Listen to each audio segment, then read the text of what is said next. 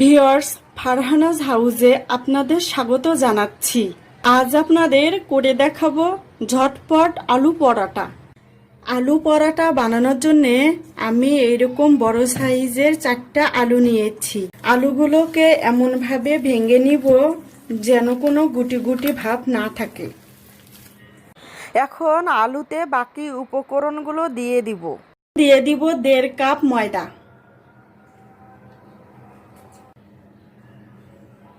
পেঁয়াজ কুচি, 1 চা চামচ রসুন কুচি, 1 চা চামচ মরিচ কুচি, 1 চা চামচ জিরা গুঁড়ো, 1 চা চামচ ধনিয়া গুঁড়ো। আমি যেহেতু কাঁচা মরিচ কুচি দিয়েছি তাই 1/2 চা চামচ মরিচের গুঁড়ো দিব। লবণ স্বাদ মতো দিব, ধনেপাতা কুচি। তেল দিয়ে দিব 1 টেবিল চামচ। সব উপকরণ এখন আমি ভালোভাবে মিশিয়ে নিব। সমস্ত উপকরণ মিশিয়ে আমি এই ডোটা তৈরি করে নিলাম। আমাকে এক্সট্রা কোনো পানি দিতে হয়নি। আপনাদের যদি প্রয়োজন মনে হয় তাহলে আপনারা একটু পানি দিতে পারেন। এখন আমি 2 চা চামচ তেল দিয়ে নিব। তেল ডোটার চারপাশে মাখিয়ে নিব। তেল মাখানো হয়ে যাওয়ায় আমি এখন ডোটাকে 10 মিনিটের জন্য ঢেকে রাখবো। 10 মিনিট পর ডোটাকে আমি একটু মাখিয়ে 5টি লেচি বানিয়ে নিব।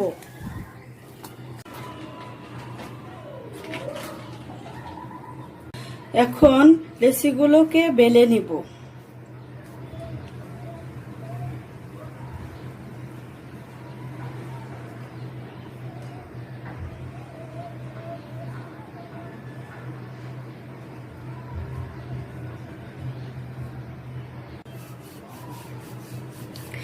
এমনভাবে বেলতে হবে যেন একেবারে মোটা না হয়ে যায়, আবার যেন পাতলা না হয়ে যায়। জাস্ট এইরকম হবে। এখন পরোটা দিয়ে দিলাম।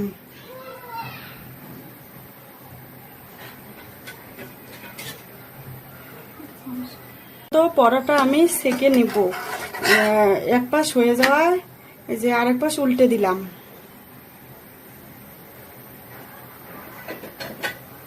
এখন আমি তেল দিয়ে ভেজে নিব। ভিউয়ার্স, আপনারা এখানে ঘি কিংবা বাটার ব্যবহার করতে পারেন।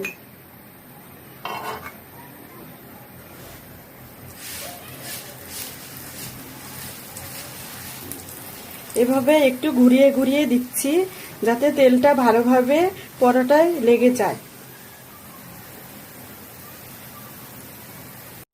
ভিউয়ার্স, আমি এখন আরেক পাশ উল্টে দিব।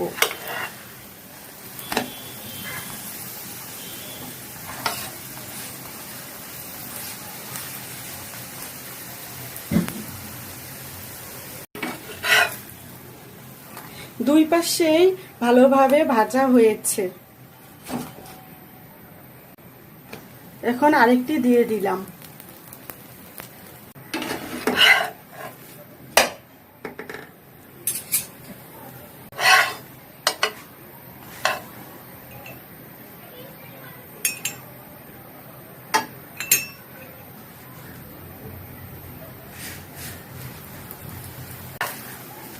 এভাবে সব ভেজে নিব।